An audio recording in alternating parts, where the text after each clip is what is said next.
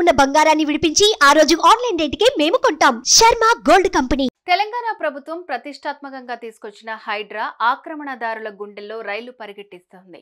FTL buffer జోన్లో ఉన్న భవనాలను అధికారులు నేలమట్టం చేస్తూ ముచ్చెమటలు పట్టిస్తున్నారు. ఈ నేపథ్యంలోనే ఎలాంటి చట్టబద్ధత లేని హైడ్రా ఎలా కూల్చివేస్తుందని ప్రతిపక్షాలు ఆరోపించాయి. అయితే ఈ క్రమంలోనే హైడ్రాకు చట్టబద్ధత కల్పిస్తూ ప్రభుత్వం రూపొందించిన ఆర్డినెన్స్ పై గవర్నర్ జిష్ణుదేవ్ వర్మ తాజాగా సంతకం చేశారు. దీనికి సంబంధించి గెజిట్ నోటిఫికేషన్ కూడా విడుదలైంది.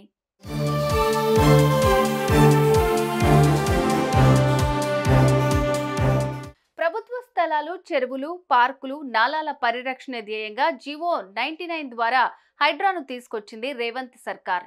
హైడ్రా ఏర్పడిన నాటి నుంచి నేటి వరకు కబ్జా చేసి నిర్మించిన అక్రమ కట్టడాలను కూల్చివేస్తూ వేల ఎకరాల ప్రభుత్వ భూమిని స్వాధీనం చేసుకుంది. అయితే హైడ్రా కూల్చివేతలపై ప్రతిపక్షాలు, సంస్థలు, వ్యక్తుల నుంచి తీవ్రమైన ఆరోపణలు వచ్చాయి.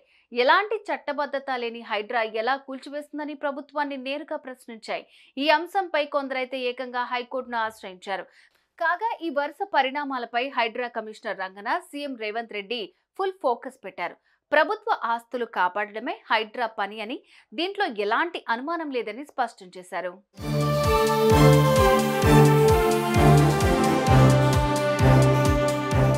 అయితే ఇన్నాళ్ళు హైడ్రా కూల్చివేతలపై ప్రతిపక్ష పార్టీలు చేసిన తీవ్రమైన ఆరోపణలపై రేవంత్ సర్కార్ హైడ్రాకు చట్టబద్ధత కల్పిస్తే ఎలాంటి అడ్డంకులు ఉండవని ఆలోచించింది. ఇక ఇందులో భాగంగానే రేవంత్ రెడ్డి ప్రభుత్వం కీలక నిర్ణయం తీసుకుంది. హైడ్రాకు చట్టబద్ధత కోర్టు రూపొందించిన ఆర్డినెన్స్ ను రాజ్ భవన్ కు పంపించింది. దీనిపై స్పందించిన గవర్నర్ జిష్ణుదేవ్ వర్మ హైడ్రాకు చట్టబద్ధత కల్పిస్తూ ప్రభుత్వం రూపొందించిన ఆర్డినెన్స్ పై సంతకం చేశారు. తాజాగా దీనికి సంబంధించి గెజిట్ నోటిఫికేషన్ కూడా విడుదలైంది. దీంతో ఇకపై హైడ్రా చేపట్టనున్న అన్ని కార్యకలాపాలకు చట్టబద్ధత లభించింది. రాబోయే అసెంబ్లీ సమావేశాల్లో ఈ చట్టాన్ని ప్రవేశపెట్టి ఆమోదిస్తారని తెలుస్తోంది.